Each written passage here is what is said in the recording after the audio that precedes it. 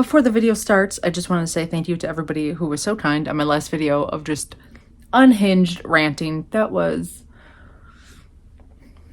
needed to get that off my chest. Anyway, today in this video, we're going to talk about how detailed should your pitches be? You know, should you be sending a video? Should you not be? How far should you go? Let's dive in.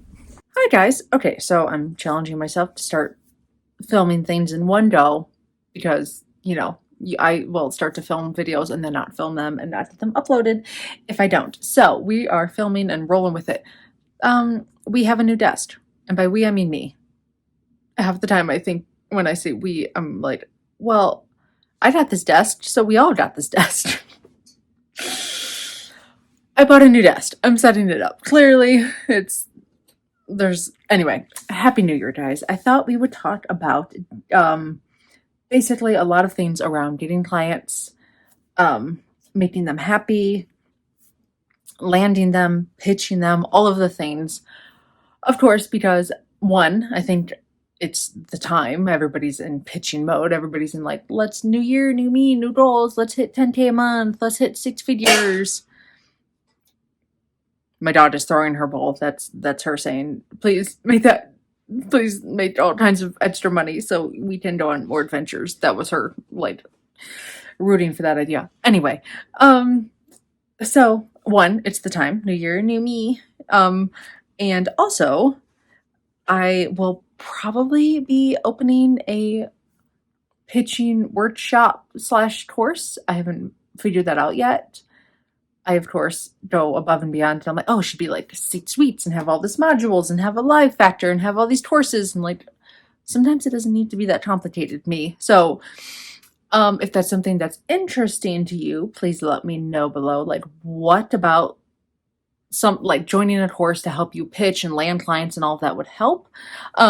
Anyway, moving on. So I got a question in my Facebook group. I have so many content ideas, but this one literally popped up and I was like, oh, perfect. About how detailed pitches should be, right? Apologies, it took me 2 minutes to get to the point of the video. Anyway, because there are a lot of people who, like, if you get pitches in your inbox, you'll probably see people who make like whole long Loom videos on pitches and come up with these giant elaborate paragraphs of things to send to clients, right? When is it worth it? When is it not? That's a lot of work for someone you're not even sure is interested in what you do. So here's how I kind of filter that out. Number one, like, I do have a lot of work. My portfolio is kind of long. You can see I've been doing this forever. Keep that into mind. Maybe this is not the same for people who only have like 2 published pieces under their belt. Anyway, number one, is this a dream client, right? Is this someone you really, really, really would want to work for and is important for you to work for, and you would, like, this is a dream client, then, and you should only have so many of those. If you have like 1,000 dream clients, that's not what I'm talking about. And maybe not something as big as Disney, but something, I just went for like the biggest company I had to think of, like some middle ground of like, you follow them forever, you love their content. Working with them would be such a dream because you're passionate about it.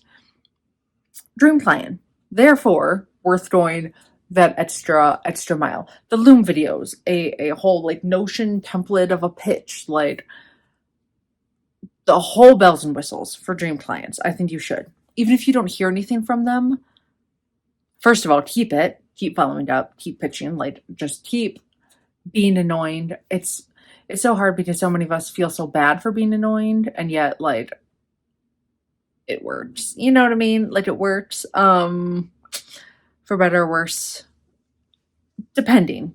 You can do it wrong.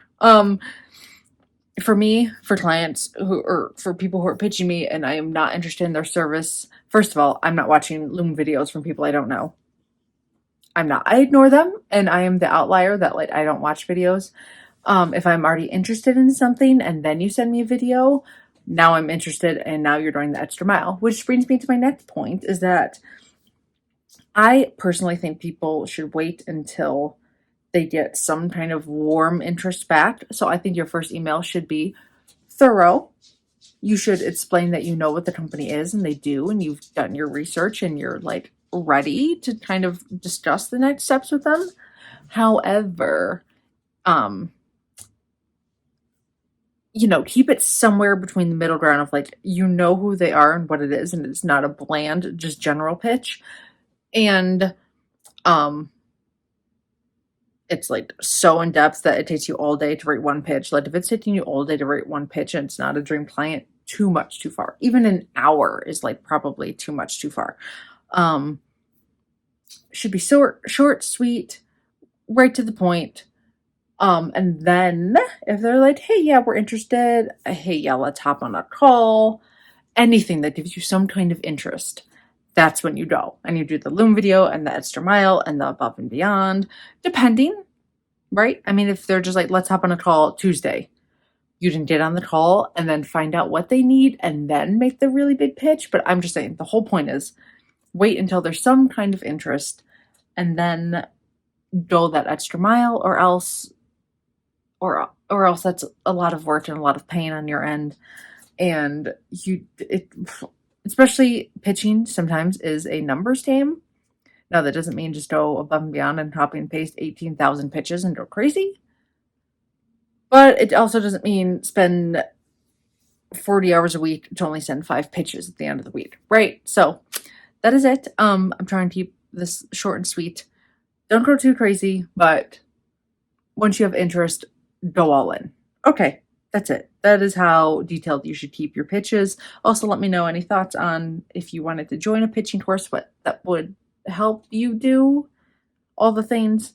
Hopefully this desk is set up better in the next video. I just put it together like 2 days ago. So, ooh, and my plants and my notebooks. Gotta organize all that. Okay, and the rest, anyway, bye guys. Happy New Year.